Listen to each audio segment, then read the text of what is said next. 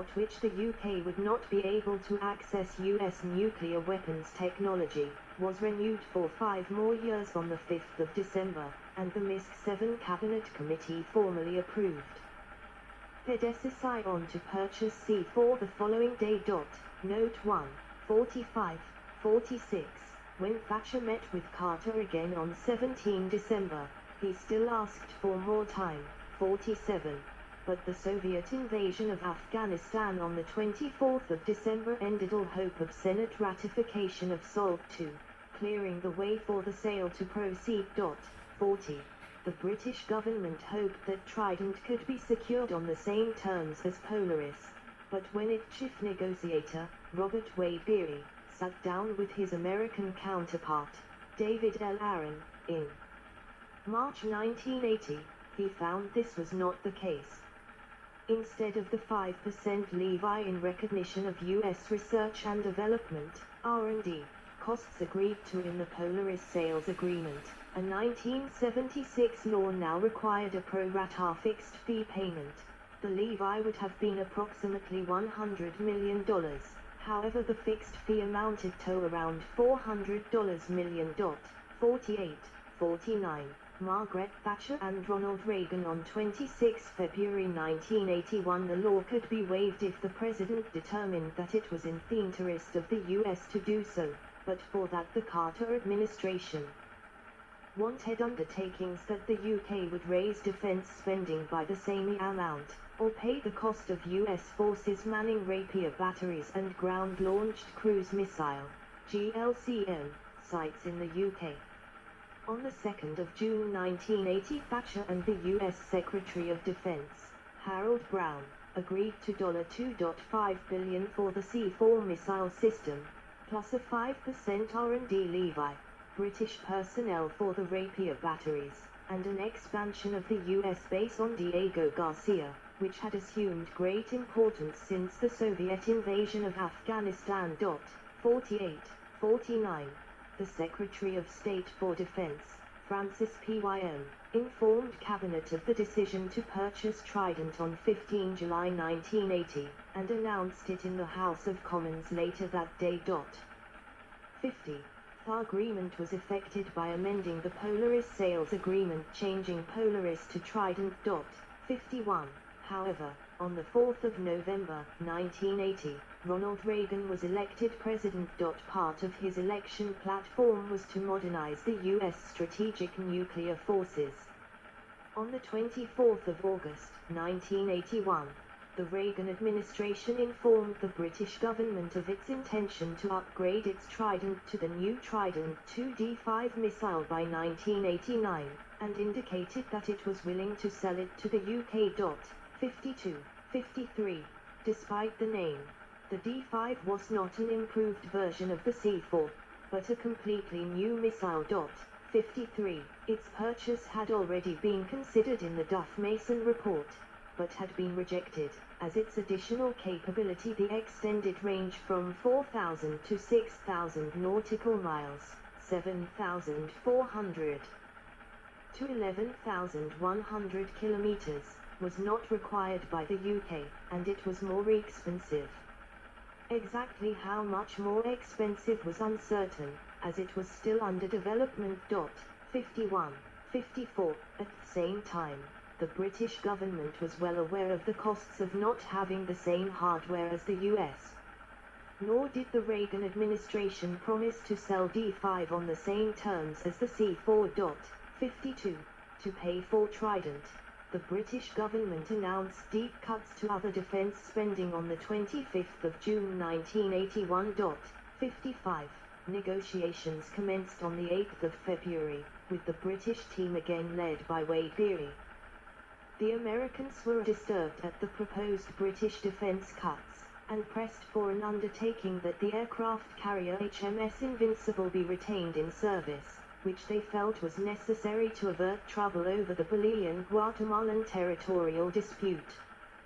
They accepted a counter-offer that Britain would retain the two landing platform dock ships, HMS Fearless and Intrepid, for which the Americans reduced the R&D charge. 56. Under the agreement, The UK would purchase 65 Trident 2D5 missiles that would operate as part of a shared pool, 57, of weapons based at Naval Submarine Base Kings Bay in the US. The US would maintain and support the missiles, while the UK would manufacture its own submarines and warheads to go on their missiles. 25. The warheads and missiles would be mated in the UK. This was projected to save about £500 million over 8 years at Kaport, while the Americans spent $70 million upgrading the facilities at Kings Bay. The sale agreement was formally signed on the 19th of October, 1982 by the British Ambassador to the United States, Sir Oliver Wright, and the U.S. Secretary of State, George Shultz. 58. The Trident program was projected to cost £5 billion, including the 4 submarines, the missiles, new facilities at Kaport and Fazlan, and the contribution to Trident 2D5 R&D. It was expected to absorb 5% of the defense budget. 59. As with Polaris, the option for a 5th submarine, allowing 2 to be on patrol at all times, was discussed, but ultimately rejected. 60. Thatcher's popularity soared as a result of the British victory in the Falklands War, 61, in which the ships that the Americans had insisted be retained played a crucial part. 62. Trident's future was secured the following year when the Conservative Party won the 1983 general election, defeating a Labour Party that had pledged to cancel Trident. 63. The first Trident boat, HMS Vanguard, was ordered on the 30th of April, 1986. In view of the Labour Party's continued opposition to Trident, Vickers insisted that the contract include substantial compensation in the event of cancellation. 64. UK nuclear policy. Photograph of a hand holding a pistol grip. The grip has a red trigger button and a coiled cable connected to its base. The trigger used to launch a Trident missile on HMS Vigilant. Cold War. The Trident program was initiated during the Cold War, and it was designed to provide an ongoing independently controlled deterrent against major threats to the security of the UK and its NATO allies, including threats posed by non-nuclear weapons. 65.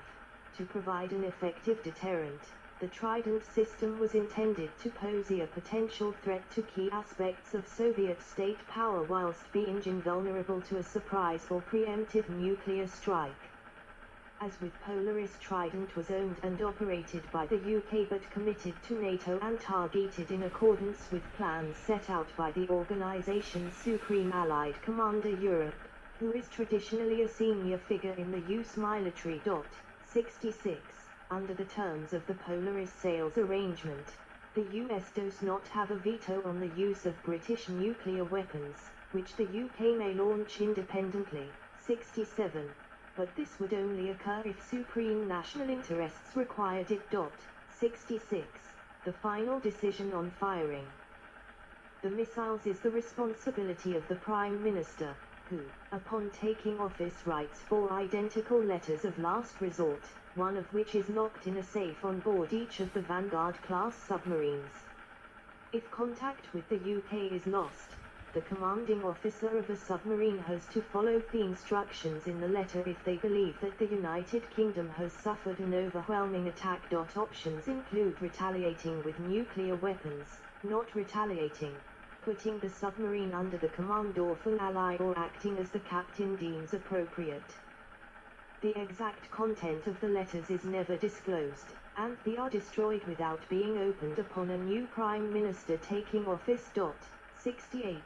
Post-Cold War.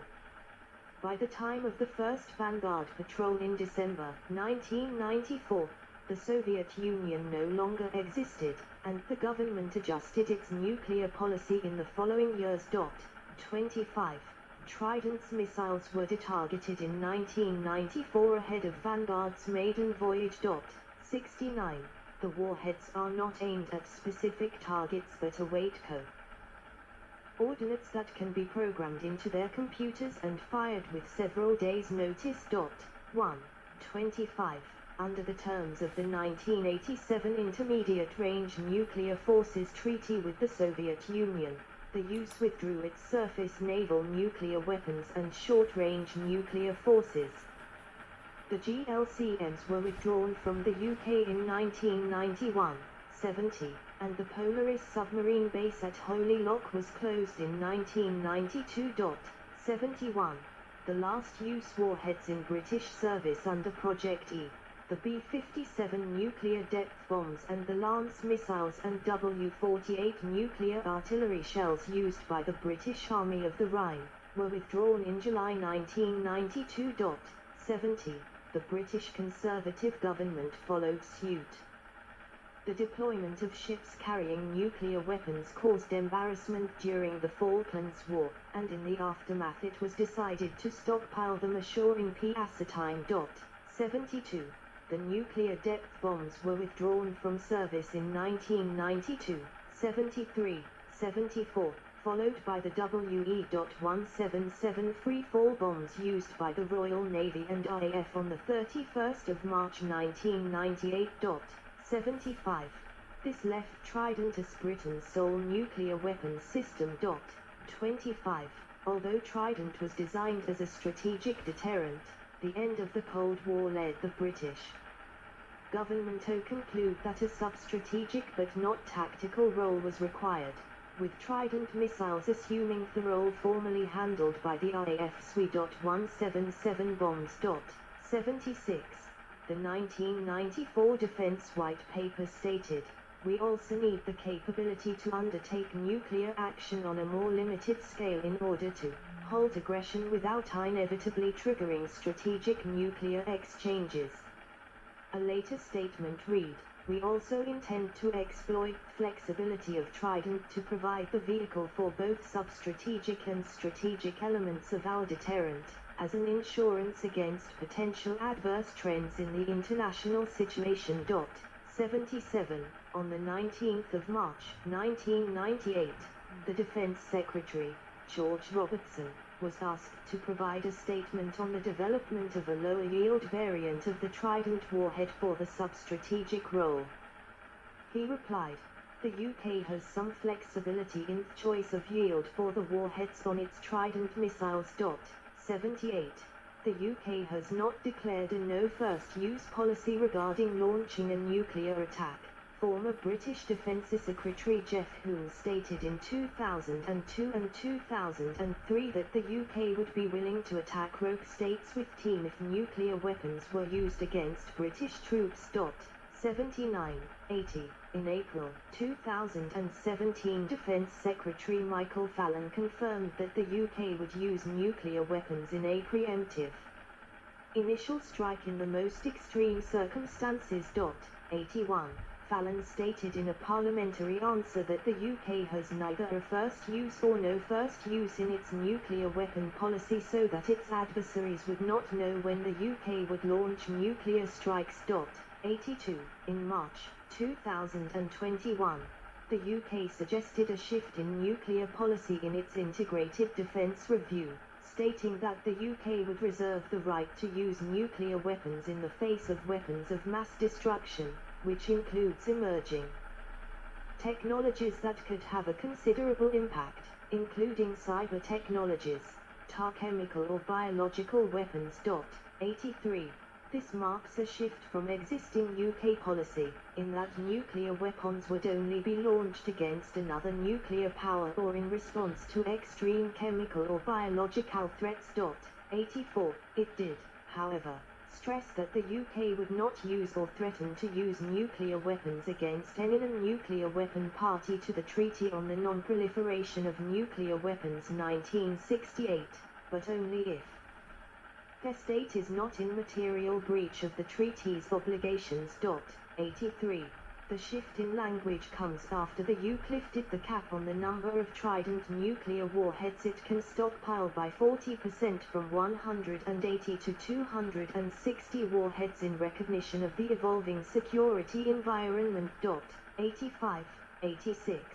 The UK has also stated it would no longer declare how many deployable warheads it has in a new policy of deliberate ambiguity. 85. The move is intended to cement the UK's status as a nuclear power and a US defence ally. 86. 87. Labour Party leader Keir Starmer, although supporting nuclear deterrence, criticised the new policy and questioned why Prime Minister Boris Johnson believed that increasing the stockpile was necessary. 88. 89. Kate Hudson of the Campaign for Nuclear Disarmament warned against the start of